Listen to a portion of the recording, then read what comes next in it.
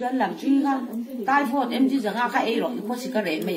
Tai phốt em chỉ rằng ôi, cái ấy à nì, cái ấy ta mô. Tai phốt cái gì à? Cú ra mà phốt mà mì ăn gì đấy, mì dâu hình tiếng ăn gì, cái gì mà tai phốt cần gì, tai mì dâu hình tiếng. Cú ra phốt ra mình tiếng nghe, anh tiếng nghe.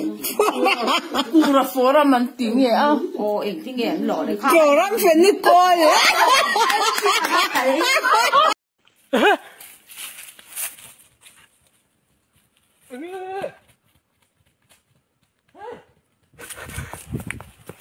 Anh ơi!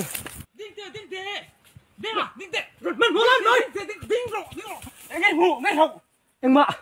Các trò bài, các thành hình, các trò phun, các thành hình lò! Sẽ hạ khổ bùi Nhi hì mẹo cả ra người lâu chú hề Hiền Mẹ khá là thế Nè chứ Bây hết petrol pump hồ sơ này tập ringin Hiền